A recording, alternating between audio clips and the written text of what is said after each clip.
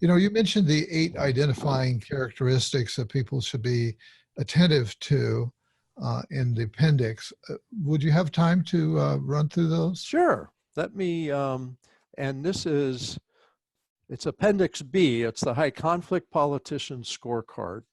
And Okay. sometime next year, I'm going to put this, I do a blog for Psychology Today. And sometime Good. next year, I'll put this out on the blog. It's a couple months before the election. And this, like I said, can apply to any candidate for any office. So here's the things, and I have a scale from 0 to 8. And it's not a scientific, but the maximum score someone would get would be 8 if they have all these characteristics to the extreme. So first is personal attacks. Do they engage in personal attacks? Never, mild, moderate, often, very often.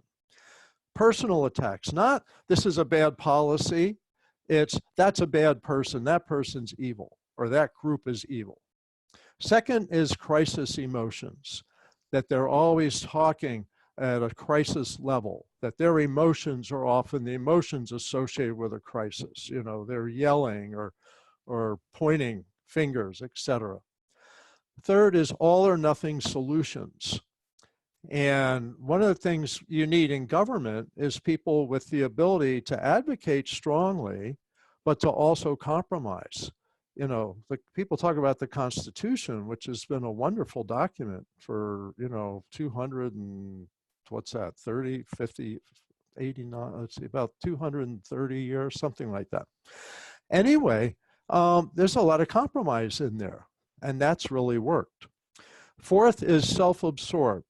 They're always talking about themselves and not about the people they're trying to help or the organization they're working for or the community. You know, they're talking about the community or themselves more. Lacks empathy. They really don't care about people, that when there's a problem, they want to solve it with harsh solutions that don't show any empathy. Misjudges others.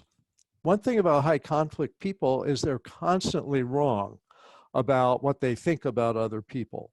They think people are their friends who aren't. They think people aren't their friends who are. They misjudge people lying to them.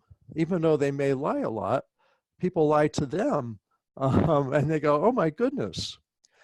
Next is sees self as a big hero. And by the way, I want to tell you this list is from another book I wrote earlier in 2012 with Don Saposnik, a psychologist.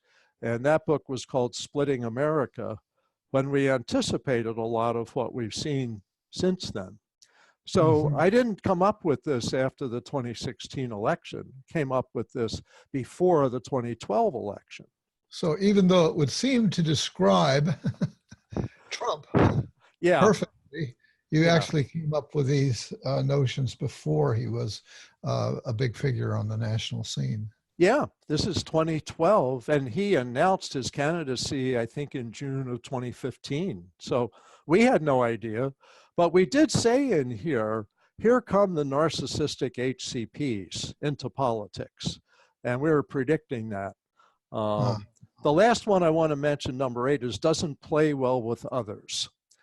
And that's a warning sign that you can see, pretty early on. So those 8 things, and I've tried this with several different elections, and I've had some where people got a 64, where they had all of these to the maximum. I haven't had any with all zeros. So politicians do, some of them are self-absorbed, some of them see themselves as a big hero, but not at the level of the others.